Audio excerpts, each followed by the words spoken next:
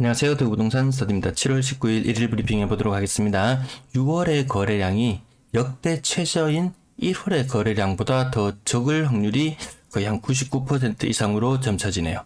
상인 화성파크 드림, 넌 그러면 안 되는 거잖아. 자, 금리를 안 다룰 수가 없는데요. 제가 여기 순서별로 맞춰놨어요. 한국은행 기준금리 2.25%, 그리고 주택담보대출 신규 3.9%. 자, 요거 3.9%인데요. 지금 이게 4% 후반까지, 4% 후반까지 와 있는 걸로 보여집니다. 시중에 대출 내려가면 고정금리로 대출을 받는다면 아마 그 정도가 아닐까 생각해 봅니다. 잔액 기준은 3.03%, 이것도 서서히 올라가는 모습이고요. 코픽스 금리 지난번에 발표되었는데요. 기준금리가 0.5% 오르는 동안 이 아이도 0.4% 오르면서 격차를 다시 벌려가고 있습니다. 은행이 조달하는데 더 많은 금리를 부담해야 한다. 그 말인즉슨 대출금리는 올라갈 수밖에 없다. 전세대출 금리도 3.69% 5월달인데요. 이것도 거의 완전히 4% 후반대로 가고 있다고 합니다. 전세 자금 대출도 금리가 많이 오르는 것으로 보여집니다. 매도 물량, 임대 물량 보시겠습니다. 매도 물량 한 중간 정도 화요일 날, 그 다음 또 내일 오른다면 이 감소세를 보이지 않는다, 이렇게 판단이 됩니다. 아마 수요일도 큰 폭으로 아마 매물이 또 증가를 할 텐데요. 감소세가 아니다, 이런 느낌을 가질 수밖에 없습니다. 전세 물량 소폭 증가해서 8,716건, 월세 물량 소폭 증가해서 4,520건. 월세 물량도 나날이 신고가를 최고치를 갱신해 나가고 있는 듯한 모습입니다. 임대 물량 13,236건, 14,000건을 돌파할 날이 정말 머지 않았습니다. 이 추세로 간다면 여러분들 어떻게 보이시나요? 8월달, 9월달이 채 되기 전에 본격적인 이사철 앞두고 있으면 이미 지금 집을 보러 다니고 있잖아요. 계약이 속속 이루어져야 될 때 같은데요. 생각보다 거래는 많이 되고 있지 않은 모양입니다. 아파트 거래량 60건 신고되었어요. 2일치 신고 분인 거 아시죠? 하루에 30건씩 신고되었어요. 거래가 늘었다고 말해야 되나요? 이건 늘었다고 이야기하기도 좀 그렇습니다. 요 1, 2월 달에 거래가 28건씩 이렇게 거래되는 날수가 많았다는 걸 생각해보면 크게 늘었다 이런 느낌이 들지가 않습니다. 현재 6월 현재 696건의 거래량을 보여주고 있는데요. 1월달 거래량보다 더 적을 겁니다. 앞으로 남은 신고 일수가 10일이 남았습니다. 10일. 4일 동안은 신고가 제법 될 것이고, 마지막 주인 6일 동안은 거의 신고가 별로 없을 거예요. 한 5건씩 해서 30건, 40건, 한 70건 정도 더 신고된다고 보면, 이 상태로는 1월의 거래량보다 확실히 적을 확률 정말 99% 되는 것 같습니다. 6월에 거래 15건 신고였거든요. 7월에 거래량 239건. 자, 요거 전달의 자료와 비교해보면 거래량 알 수 있을 텐데 6월보다는 그래도 조금 더 많을 것으로 보여집니다. 이편한 세상 범어 7억대가 무너진 가격 6억 9천에 거래된 것 한 건 보이고요. 이 비율로 따지면 한 30% 정도 되죠. 더샵 리비테르 1차 2022년식 그 거래가 되는 거예요. 지금 거래가 되었어요. 호롱 하늘채 34평형, 요거 직거래로 나타난, 왜 이렇게 가격이 높지 싶어서 찾아보니까 직거래로 되어 있더라고요. 직거래가 반드시 가격이 낮은 것만은 아니다. 직거래가 높게 거래되기도 한다, 이렇게 보시면 되겠고요. 매매가 전세가, 이 비싼 물건의 매매가와 전세가가 거의 맞닿습니다. 깡통주택 현상이 이렇게 나타나고 있다는 거죠. 상인 화성파크드림, 대신 센트럴자이 한 15% 정도 하락, 791차 한라 아우덴트 보합 정도의 수준의 거래, 상인 화성파크드림 2단지 4억 9천, 이 5억을 지켜내지 못하는 모습 보이죠. 그래도 인근에 더 많이 올랐다가 더 많이 떨어진 지역에 비하면 최고가 6억 3천 찍었던 거에 비하면 많이 떨어진 느낌은 아니다. 한 20% 정도 떨어졌는데, 근데 이건 중요한 문제가 있잖아요. 인근에 분양을 앞두고 있잖아요. 그리고 상인 요것도 마찬가지로 평행별로 조금 차이는 있는데 대략 20% 정도 떨어져서 4억 후반대. 이 정도 가격이면 인근에 분양하는 아파트 분양가에도 좀 영향을 미칠 것 같죠. 상인 영남 화성타운 10% 정도 떨어진 모습 보이고요. 진로 이스트타운 따로 찾아보진 않았어요. 대형평형. 자, 11층만 여기는 거래가 주구장창 모임과 많이 이러시네요. 자, 그전 이전 가격 대비 거의 30% 가까운 상승, 아주 좀 희소한 사례. 근데 요거 또 평형이나 거래 공백이나 이런 것도 찾아볼 필요가 있습니다. 근데 조금 뭔가 좀 특수해 보입니다. 인근에 사시는 분들, 관심 있는 분들은 한번 찾아보시면 될 것 같습니다. 성서이 영남 우방타운 20% 정도 상승. 동대구 이안센트럴 2021년도는 팔면 안 되는 거잖아. 지금 팔면 안 되는 거잖아.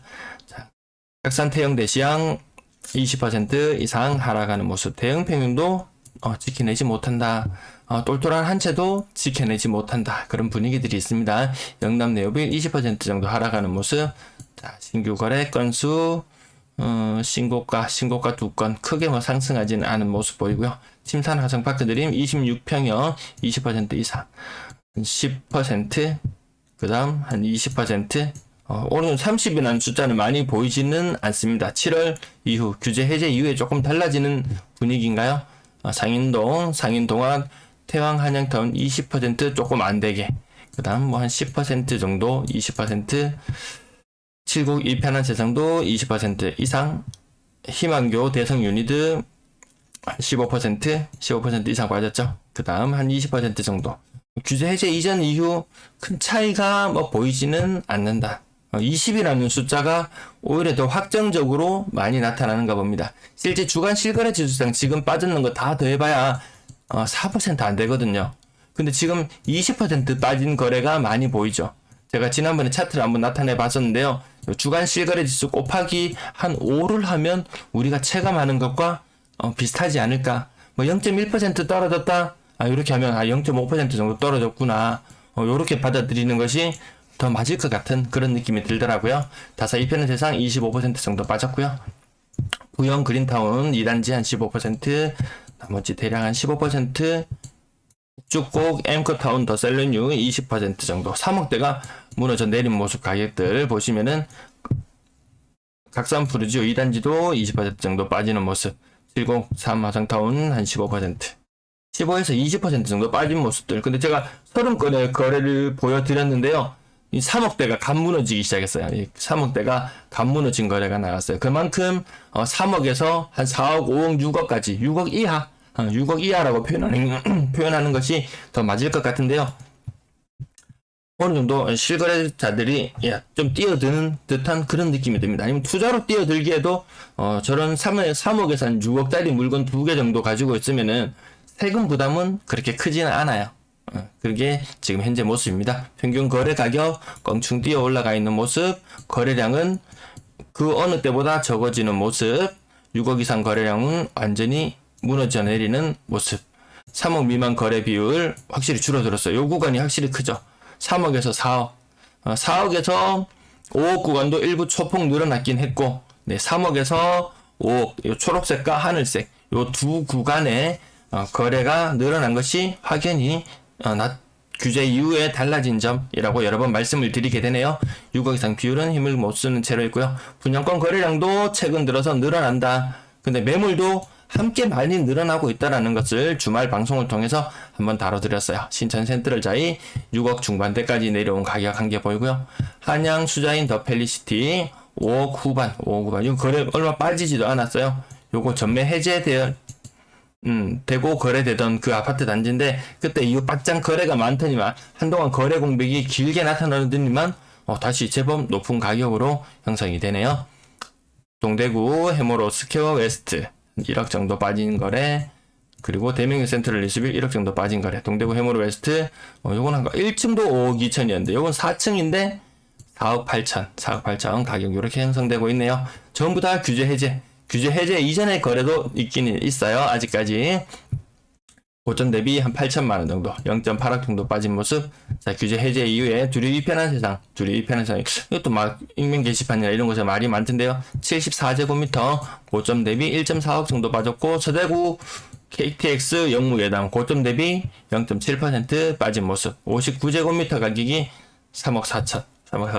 그래도 생각보다 조금 높게 거래된 듯한 그런 느낌이 듭니다. 동대구 2차 비스타 동원, 동대구와 서대구의 싸움. 이것도 하나의 또 지켜볼 만한 포인트인데, 서대구 쪽 개발하려면 아직까지 좀 많은 시간이 필요할 것으로 보여집니다. 비슷한 가격대, 비슷한 3억 초반대 같이 가는 듯한 모습이 보여지네요. 전세 거래량 112건 중에 신고가 4건, 신고가 비율 5%가 되지 않습니다. 전세 거래 또한 많지가 않습니다. 전세 거래 또한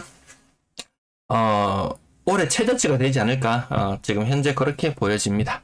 자, 가격 억 단위로 하락한 거 동그라미 이렇게 쳐보면요. 2억 단위, 2억씩 하락하는 모습들도 꽤나 보여집니다. 한 10건 중에 6건은 이런 모습.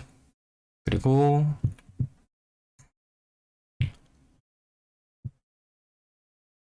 한 절반 정도, 절반 이상은 그렇게 떨어집니다. 가격이. 몇 개만 짚어볼까요? 최근에 입주했던 여기 월성 3정 그린코아 에듀파크 전세 가격이 4억이에요. 4억. 4억. 근데 어떤 거 보면은 2.6억에도 거래가 돼요.